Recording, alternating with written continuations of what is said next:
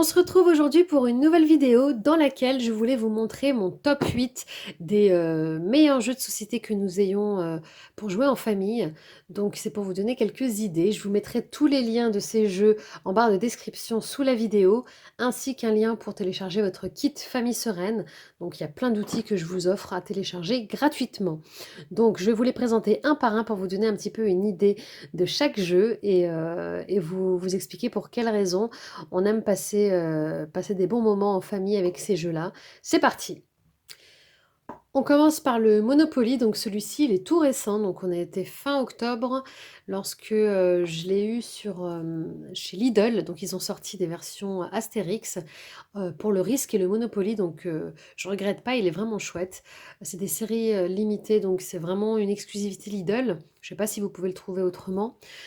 Du coup, le but du jeu du Monopoly, donc c'est vraiment un jeu, je pense, incontournable. Je pense que quasiment tout le monde doit l'avoir à la maison. Donc le but du jeu, c'est de faire le tour en tirant les dés, tout simplement. On a des cartes ici et là, donc avec des gages, avec des avantages ou des handicaps, ou des inconvénients. Le but donc c'est d'être le plus riche, d'avoir le plus de propriétés et que nos adversaires soient en faillite. Donc ça peut être intéressant parce qu'il y a beaucoup de stratégies, il y a beaucoup de négociations, de la manipulation d'argent également, donc ça peut apprendre énormément de choses aux enfants. Nous, on profite de ce jeu pour travailler aussi les maths, donc ça travaille également les additions, les soustractions, donc c'est assez sympa, je pense que ça englobe quand même pas mal de choses pour les enfants et on peut passer un bon moment aussi avec les adultes. Je pense que il y a des versions plus simples. On avait une version junior, celle-ci c'est la version adulte. Celle-ci est à partir de 8 ans, il me semble, mais vous avez des versions junior avec lesquelles les tout petits peuvent jouer également. Et c'est vraiment sympa parce que quand on joue avec des dés, les enfants travaillent les maths sans le savoir, donc c'est super, super intéressant. Autre jeu, la route des épices. Donc celui-ci, c'est tout nouveau. J'ai eu la chance de le gagner dans un concours sur Instagram. Donc je remercie Sharon qui avait fait le concours. Donc je suis super contente parce que c'est un jeu je vous mettrai le lien, qui est assez énorme, qui est super, vraiment, vraiment un super jeu, un vrai coup de cœur. Si vous devez en prendre un parmi tout cela, je pense que c'est celui-là que je recommanderais. Je vous montre tout de suite de quoi il s'agit. Alors déjà, on a mis un petit peu de temps à comprendre globalement le jeu parce que je trouve quand même que les règles sont un petit peu complexes. Mais une fois qu'on a compris les règles, qu'on les met en pratique, on peut facilement les faire comprendre aux enfants, il n'y a pas de souci. Mais pour le démarrage, en tout cas, voilà, ça a été un petit peu fastidieux, on va dire. Donc c'est pour ça que je pense faire une vidéo spécifique pour les règles du jeu parce que je n'en ai trouvé nulle part. Donc si ça peut aider quelqu'un, pourquoi pas. Alors, on est sur une carte d'une partie du monde. Donc, on a l'Europe, l'Afrique, le Moyen-Orient et l'Asie. Et le but, c'est donc chacun va avoir son petit navire, son petit bateau. On est des négociateurs en épices. Et en fait, on va faire un petit peu le tour des frontières, des ports, et pouvoir rentrer chez soi, donc en Europe, avec toute notre cale de bateau remplie de ballots d'épices. Donc il en faut tout simplement 3 de chaque couleur. Donc voilà, 3 de chaque couleur. Pour en pouvoir remplir son navire, il vous faut donc faire le tour. Donc ce qui est intéressant, c'est que ça travaille également les chiffres, les calculs, parce qu'on a de l'argent pour négocier, ça travaille la négociation, la discussion entre joueurs et la réflexion. C'est vraiment un grand, grand jeu de réflexion, de stratégie. Et le plus intéressant dans ce jeu, ce sont bien évidemment les épices. Alors, de quoi il s'agit? C'est que, comme vous le voyez ici, on a donc un certain nombre d'épices qui sont proposées ici. Et rien qu'en ouvrant la boîte, moi je sens les odeurs. Donc en fait, chaque petit pot correspond à une odeur. Je ne sais pas si je vais pouvoir faire... voilà. Alors en fait ici, à l'intérieur, vous avez une senteur. Et pour pouvoir acheter au prix le plus bas donc vos épices, il faut pouvoir deviner l'odeur qu'il y a. Donc là, je vais sentir. Donc je dirais...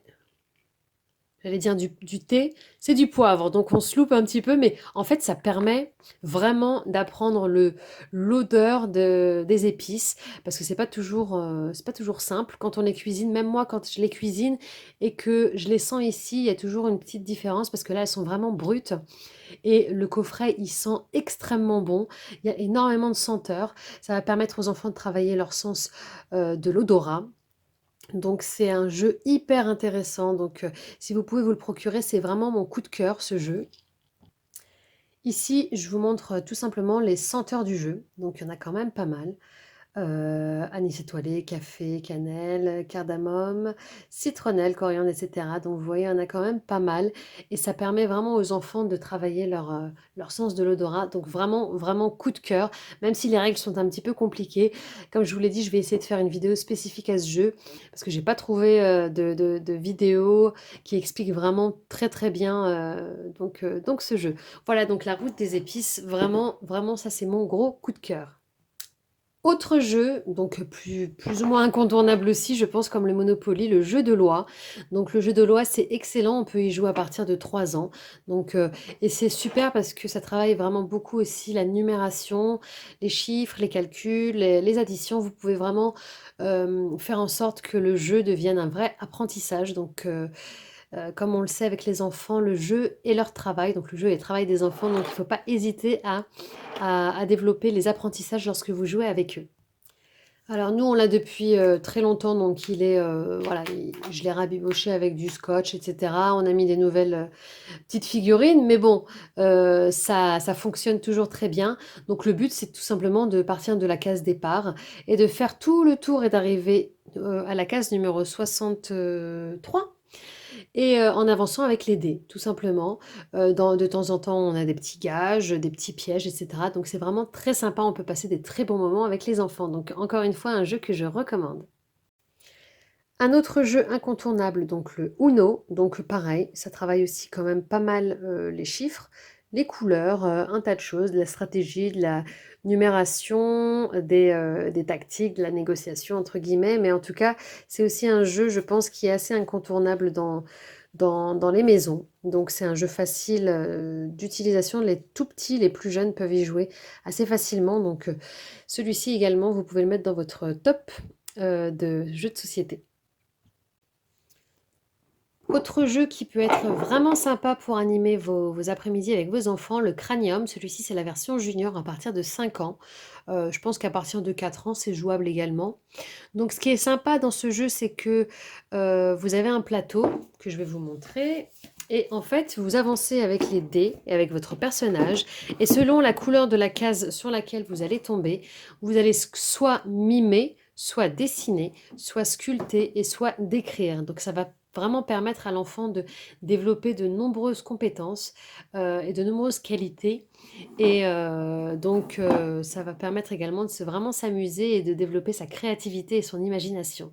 Donc ça, c'est un autre jeu que je peux vous recommander si vous voulez toucher un autre type d'activité dans vos jeux. Avec les dés, vous avez également les calculs, mais en soi, ici, on a vraiment 4 compétences, d'écrire, mimer, dessiner et sculpter. Donc vraiment, c'est assez complet comme jeu. Alors, je crois que au même titre que La Route des épices, celui-ci, c'est l'un de mes favoris. Donc, c'est un jeu auquel vous pouvez jouer, enfin, c'est un jeu même entre adultes, vous pouvez y jouer sans souci, avec les enfants également, mais les parties sont peut-être différentes, mais en tout cas, à adapter à l'âge des enfants qui jouent. Donc, c'est un jeu qui est vraiment sublime. Je vais vous montrer tout de suite. Déjà, on a un plateau de jeu avec des petits lapins, donc on peut avancer, ça nous permet de compter nos points parce que il y a des points à calculer. Donc, pour résumer, en fait, chaque personne va avoir 6 cartes. Donc, c'est des cartes qui sont vraiment sublimes. C'est vraiment enfin, c'est ce qui nous a vraiment fait accrocher sur ce jeu, c'est que les cartes sont sublimes. On avait découvert ce jeu pendant le confinement parce que le groupe, enfin, l'entreprise qui a créé ce jeu offrait une partie du jeu en téléchargement. Et ça a été une belle découverte. Alors, je vous montre un petit peu les cartes et je vais vous expliquer un petit peu de quoi il s'agit. Vraiment des illustrations incroyablement belles. Alors, c'est un jeu qui va faire vraiment travailler l'imaginaire de chacun, l'imagination, la créativité. Voilà, les images sont vraiment sublimes. Voilà. Alors, pour expliquer un petit peu le jeu, parce que c'est un jeu également qui peut paraître un petit peu compliqué, mais il ne l'est pas en réalité. On va avoir 6 cartes chacun, donc chaque joueur a 6 cartes. Le compteur, donc c'est la personne qui va lancer la partie, donc va regarder ces 6 cartes et va en choisir une. Et à partir de cette carte, il va tout simplement élaborer une phrase ou utiliser un mot et l'énoncer à haute voix. Je ne vais pas rentrer dans le détail de l'explication, mais en gros, le conteur va prendre une carte comme celle-ci, il va donner une phrase ou un mot pour permettre aux autres joueurs de deviner sa carte, parce que chacun posera une carte également. Donc par exemple, je vais prendre celle-ci. Moi, je vois un cheval blanc. Et au lieu de dire cheval blanc, je vais faire référence à une comptine que les filles connaissent quand elles étaient petites, qu'elles avaient entendu quand elles étaient petites, celle du cheval blanc. Et je vais dire tous derrière et lui devant. Donc quand on va poser toutes les cartes, il y aura peut-être 4 ou 5 cartes sur le tapis. Et les joueurs vont devoir donc tout simplement essayer de retrouver ma carte par rapport à mon indice. Donc je trouve ce jeu vraiment sublime. Les cartes, elles sont magnifiques. Ça peut permettre pour une même carte de trouver d'autres indices, d'autres idées, d'autres phrases, d'autres mots. Donc, faire appel à son imagination, à ses connaissances en termes de poésie ou d'histoire. Donc vraiment, c'est un jeu magnifique. Il y a beaucoup de cartes. En plus, vous pouvez acheter des recharges pour les cartes. Si vous vous lassez dans quelques temps de ces cartes-là, vous pouvez recharger. Donc vraiment sublime. Je vous mets le lien en barre de description. C'est encore un autre coup de cœur. Un autre jeu à avoir très sympa, donc avec lequel on peut jouer à partir de 4 ans, Croque-Carotte. Donc c'est un jeu assez rigolo. Je vous montre tout de suite comment est le plateau. Donc il y a un petit plateau assez sympa avec une carotte au milieu. Donc il y a des versions où il n'y a pas le plateau qui coûte moins cher. À vous de voir ce que vous voulez prendre, mais moi c'est surtout le plateau qui m'a plu. Donc vous avez des petits lapins qui se baladent.